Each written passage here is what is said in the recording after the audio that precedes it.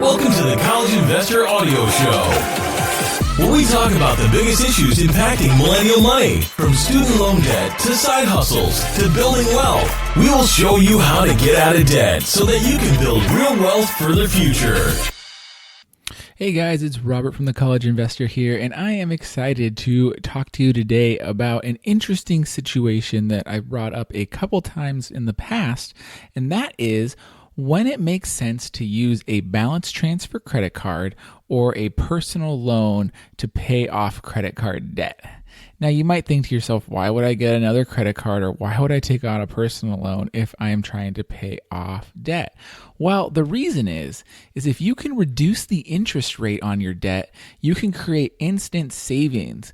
And right now, there are some balance transfer credit cards that are offering 0% APR for over a year.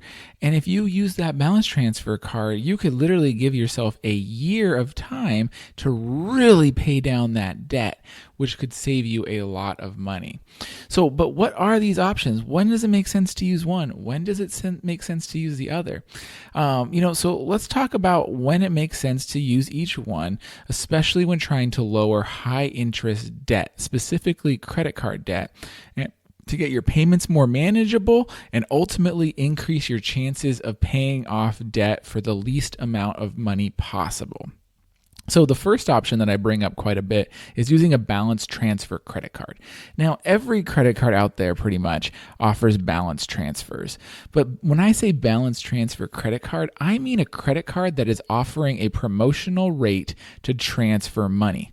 Because there's two things you need to think about when it comes to balance transfers. One is the cost. So typically, credit cards charge you money to transfer a balance, and that's not a good thing. And then two, it's the interest rate of the balance transfer. But promotional cards that offer balance transfers typically waive the fee and they have a 0%.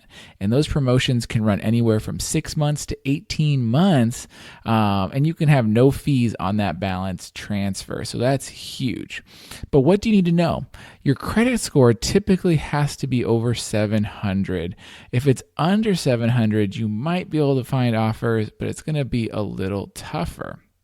While your existing cards that you might already have might send out offers from time to time, typically you're going to need to apply for a new credit card. And that's why you really need to know what your credit score is. You need to know what your credit utilization is to see if you're even going to qualify for that card. But once you do get a balance transfer credit card, you can get the promotional APR and you only have to make the minimum payment each month and you're not being charged interest. And that's what's so golden about this opportunity. You could literally use this opportunity to pay down so much of your debt without incurring more interest.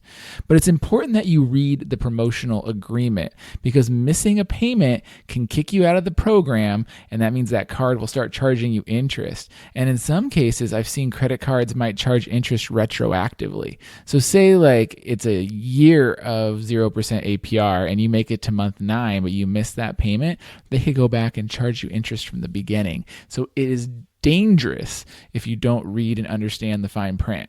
So make sure you know what's going on.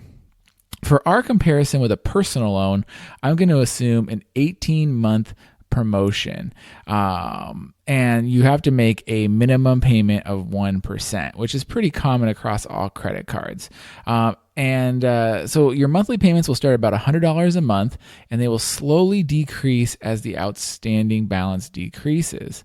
So the big thing is with a personal loan, typically the shortest personal loan requires 36 months. If you did a second balance transfer card for 18 months when the first one expires, your total cost for this card, you could really save a lot of money versus a personal loan if you're at 0%. In contrast to a personal loan, to a balance transfer card, a personal loan is just like it sounds. It is getting a personal loan from the bank that's not secured, and you just can use that loan to do whatever you want with it. But in this case, we're going to use it to pay off debt. So when we're talking about balance transfer cards, they typically offer promotional APRs at 0%. Well, personal loans don't work that way. They always have an APR, but they don't usually have any fees. Usually you don't have to pay any origination, closing costs, prepayment, anything like that. You just have an APR, an interest rate. Some of the loans I found were about 10 to 13%. So if you had a $10,000 loan balance and you were paying 13%, you'd probably pay a monthly payment of $342. And it really just depends on what you're able to do. So for example, because the balance transfer cards have a lower minimum payment and the personal loan has a higher minimum payment, the higher personal loan payment forces you to pay that balance off in time. So for example, on our $10,000 loan, you're going to be paying a monthly payment about $342. But if we go back to the credit card, you're only going to be paying about $100. So what happens if you upped your 0% credit card payment to the same payment you would make on that personal loan? And this is where things get really interesting. After just 1 year, you can have the personal loan paid off, but in just over 24 months, so 2 years, just a little bit past the 18-month mark, you could have the balance transfer card paid off. The cool thing is because you're not paying any interest on that balance transfer card, you come out ahead. So the total cost on the personal loan is about $550 in interest if you try to get it paid off in that year period. And the personal loan, since you're going to, owe 0% APR, you're not paying anything. So clearly the balance transfer card comes out ahead. And, you could continue to extend those balance transfer cards as well. As long as banks are offering the promotions, you just find another balance transfer card and transfer the balance again, and you do it again.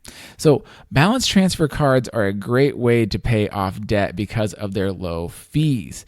The big thing is that sometimes the personal loan does make sense, because of that structure, because the balance transfer cards do require a higher credit score than a personal loan. And balance transfer cards could have a fee, and they could also be very short with their 0% APRs. The thing with a personal loan is it's very straightforward. You pay a flat rate, you know what your APR is, that's that, and you have that loan. So really keep that in mind. Depending on your situation, if you can pay the debt off very quick, the balance transfer card is the way to go. If you're going to take maybe 3 to 5 years, a personal loan might be a better option to take advantage of a lower interest rate when it comes to your debt. So hopefully that made sense.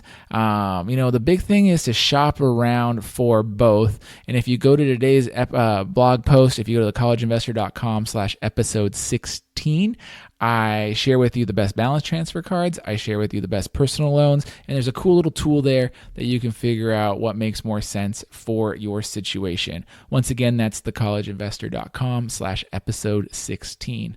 All right, guys, thank you so much for listening. If you found this valuable, please share it with your friends, leave a comment, and give me a 5-star review. I appreciate it, and you will have another episode tomorrow. Talk to you then.